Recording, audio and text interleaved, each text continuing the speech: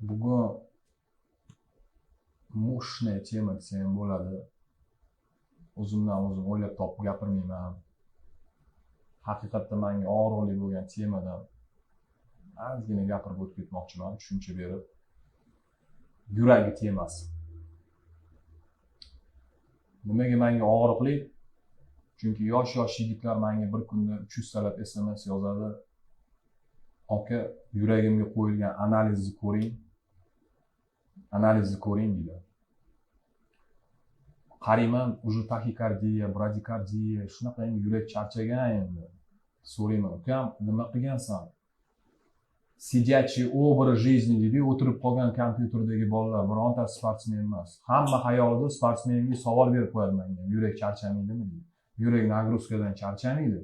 Yurak nagruzkasizligi bilan medikamentoz ko'p kiravergandan charchaydi. Doriga o'tirib qolgan bolalar ishtaha ochishga, bosh og'riqqa, o'shandan charchaydi yurak.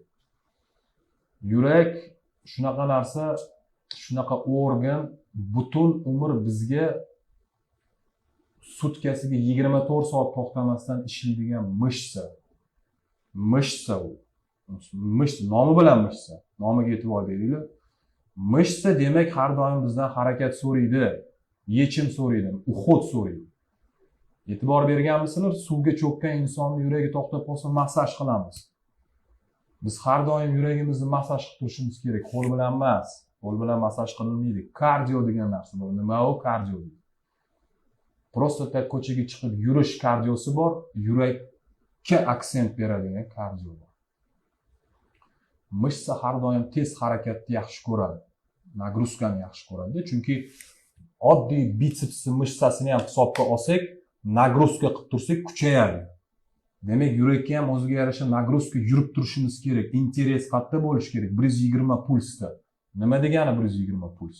Begovoy дорожкаga chiqasiz, yurasiz. Mana ushlagichida ikkita, mana xvatda ikkita temir bor yaltiroq. Ikkalasini ushlasangiz puls ko'rsatadi.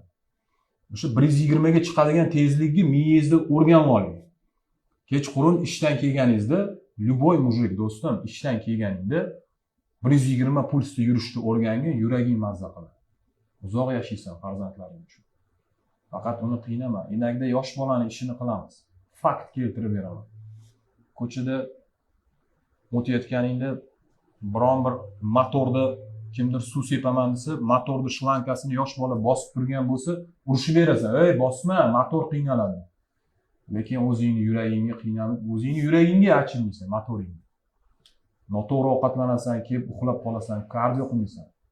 Aslida qanaqa bo'lish kerak kardio? Mayli, sport zalga kelma, sport zalga kirma.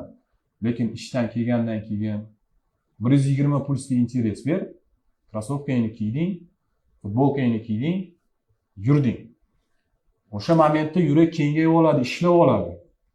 U tezlik so'raydi sendan, u klapan, mana bunaqa ishlash kerak. U сидячий obrazda u kichkina davleniyada ishlaydi. Kichkina davleniyada ishlagandan keyin u qiynaladi. U kattaroq davleniya so'rab turadi, u motor qon haydash kerak. Kardiolog ham o'shaning uchun ko'proq kardio qiling deydi, dieta qiling deydi.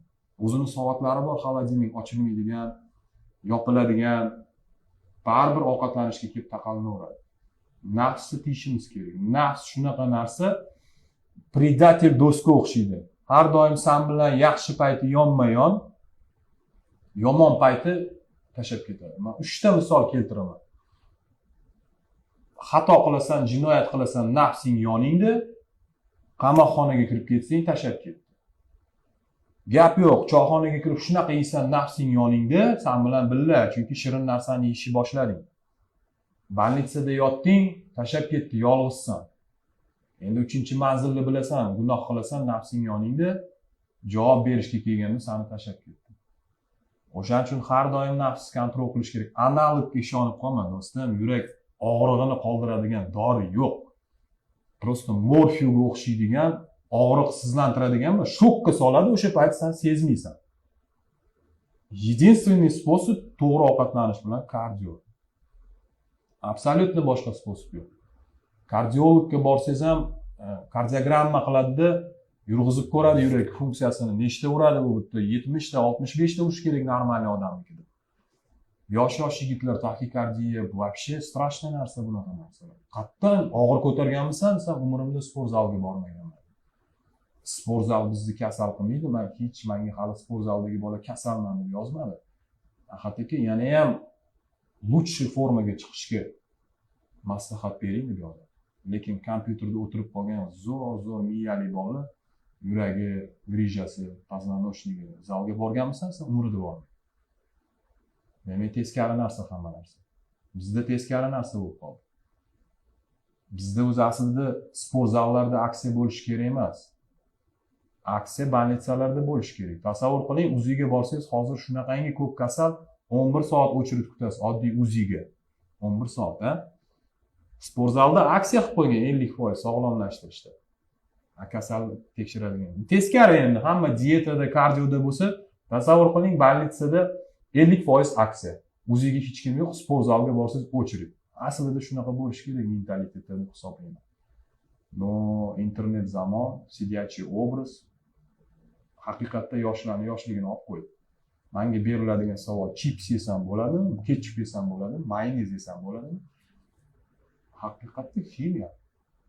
Yana meni ximiya deb qo'yadi. Men ximiya kruinik grudka yeyman, tovuq, haligi mol go'shti yeyman, zelen yeyman, даже frukt yeyman. Chips yegan odam ximik bo'lib qoladi. Hamma narsa boshqa yoqda o'zgacha.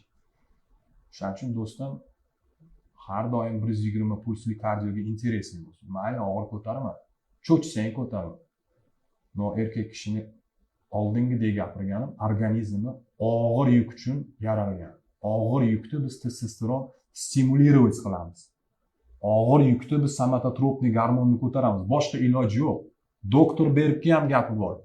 Интенсивный кардио, жесткая тренировка, жесткая диета повышает уровень somatotropniy gormon.